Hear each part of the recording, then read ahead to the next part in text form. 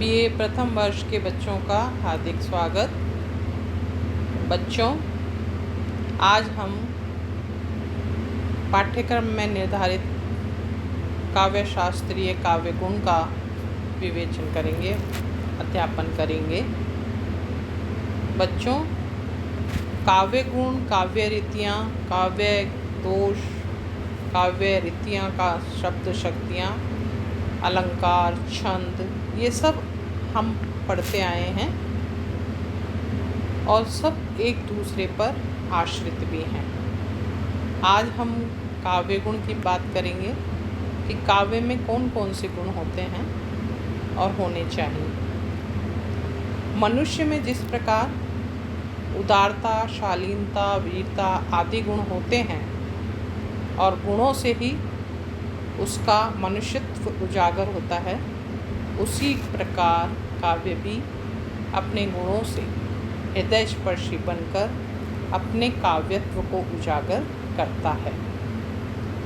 गुण काव्य के भावगत और कलागत उत्कर्ष के परिचायक होते हैं।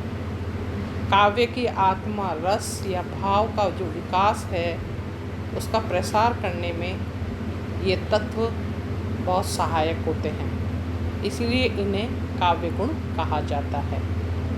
आचार्य विश्वनाथ ने इनमें से 3 गुणों को स्वीकार किया है और ये 3 गुण हैं माधुर्य गुण, ओज गुण और प्रसाद गुण। तो आइए बच्चों, इनका विस्तृत अध्ययन करते हैं हम। माधुर्य गुण। माधुर्य काव्य का वह गुण है जो चित्त को द्रवित करने वाले भावों से युक्त होता है, यानी हमारे अंतर मन को जो प्रभावित करता है, द्रवित कर देता है, ऐसे भावों से युक्त जो काव्य होता है वो माधुर्य काव्य है। माधुर्य का अर्थ है मधुरता या मिठास। वह गुण जो चित्त में मिठास भर दे। माधुर्य युक्त रचना को पढ़ने से पाठक और श्रोता और सामाजिक हृदय, यहाँ सामाजिक हृदय का मतलब है जो संवेदनशील व्यक्ति है या पाठक है या श्रोता है, उसके हृदय में आनंद का संचार होता है और मन जो है वो द्रवित होने लगता है। माधुर्य गुण का संबंध जो है वो संयोग, करुण रस, विप्लम्ब रस और शांत रसों से होता है, अर्थात बहुत ही मन को लुभावने वाला रस होता है। इसमें जो है ट, ठ, ड जैसे तथा क वर्ग, च वर्ग, त वर्ग और प वर्ग के जो महाप्राण वर्ण को छोड़कर पंचमाक्षर युक्त स्पर्श व्यंजन माधुर्य गुण में प्रयुक्त होते हैं, अर्थात क, ग, ड़, च, ज, त, द, न, प, ब, म तथा ण व्यंजनों से शब्दों में माधुर्य गुण व्यंजित होता है। जैसे क वर्ग में जो हमारा दूसरा और चौथा वर्ण है, जैसे ख और घ, इस तरह के जो वर्ण हैं, जैसे हम च वर्ण पर जाएं तो च वर्ग में जैसे छ और ज़ जो है, इन वर्णों का प्रयोग ये जो थोड़े से जो हैं संघर्षस्पर्शी होते हैं, इसलिए इनको इस माधुर्य गुण वाले क्षेत्र में या इस वर्ग में नहीं होते हैं। इसमें इस तरह के वर्णों का प्रयोग नहीं होता है। इसमें र का प्रयोग बहुत होता है। माधुर्य गुण में समास नहीं होते और यदि होते भी हैं तो बहुत छोटे छोटे होते हैं। लघु मात्रिक वर्णों का प्रयोग होता है।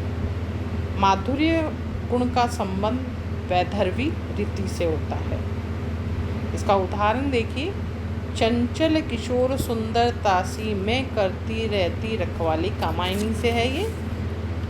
मैं वह हल्की सी मसलन हूँ जो बनती कानों की लाली, जिसमें लज्जा सर्ग से है। लज्जा अपना परिचय इस तरह देती है कि वह और उसका स्वरूप कैसा है। आगे हम देखेंगे औज गुण। औज गुण का अर्थ होता है तेजस्विता। औज चित्त का विस्तारक और दीप्तिकारक होता है। जब किसी रचना को पढ़कर या सुनकर हमारा चित्त और हमारे शरीर में एक स्फूर्ति सी आ जाए, एक जोश भर जाए, वह रचना ओज गुण से युक्त होती है। ओज के कारण मन में उत्साह या तेजस्विता उत्पन्न होती है। ओज गुण का संबंध वीर, रौद्र, भयानक और विभत्स रसों में होता है। ओज गुण के व्यंजक तत्व निम्नलिखित होते हैं। इसमें संयुक्त वर्ण और द्वित वर्णों की अधिकता रहती है। कठोर वर्ण जैसे ट, ठ, ड, ढ, ण, छ, छ का प्रयोग जो है इस गुण में होता है। दीर्घ रै तथा णय का प्रयोग भी इसमें होता है। लंबे लंबे समासों का समावेश रहता है। अल्प प्राण वर्णों से महाप्राण वर्णों का संयोग, जैसे कख यानी क आधा और ख, चिच यानी च आधा और छ, क यानी ग आधा और घ, ये जो आधा ध और द, आधा त और थ, ये आदि जो वर्ण हैं ये हैं अल्प प्राण वर्णों से युक्त महाप्राण वर्ण। इसके अलावा रैकार और रैफ का जो आधिक्य है, जैसे क्र, क्र, द्र, ये जो हैं ये ऐसे शब्दों का भी प्रयोग इसमें होता है। महाप्राण व्यंजनों की अधिकता व ध्वन्यतकता इसमें होती है। ओज गुण का संबंध गौड़ी रीति से होता है। गौड़ी रीति में ओज गुण की प्रधानता होती है। अलंकारों का बाहुल्य भी रहता है। शब्दाडंबर, प्रगाढ़ बंधन, कठोर वर्णों का प्रयोग होता है। ये सारी विशेषताएं हमारे ओज गुण में होती है। सबसे सुंदर उदाहरण प्रसाद जी की पंक्तियां हैं। हिमाद्री तुंग श्रृंग से प्रबुद्ध शुद्ध भारती, स्वयं प्रभा समुज्ज्वला स्वतंत्रता पुकारती। यानी ये पंक्तियों को पढ़कर ही एक जोश सा भर आता है कि ये जैसे ओज से युक्त है। तीसरा जो गुण है वो है प्रसाद गुण। प्रसाद गुण चित्त को में व्याप्त और प्रसन्न करने वाला होता है। यह गुण ऐसा होता है जिसके कारण वाक्य का तुरंत पढ़ने के साथ ही बिना माथापच्ची के समझ में आ जाता है। जैसे कि किसी सूखे काट में यानी सूखी लकड़ी में यदि हम अग्नि दिखाएं तो शीघ्र ही वो अग्नि जो है वो चारों तरफ व्याप्त हो जाती है और पूरी तरह से वो प्रज्वलित हो जाती है। ऐसा इस गुण का प्रभाव होता है। प्रसाद का अर्थ होता है स्वच्छता में निर्मलता। जिस प्रकार किसी सरोवर का जल निर्मल हो और उसको तले को हम जब देखें तो साफ साफ दिखाई दे, प्रसाद गुण उन्हीं सुकुमार वर्णों का श्रृंगार किए रहता है। इसमें सरल, सुबोध, कोमल कांत पदावली से युक्त हो रहता है।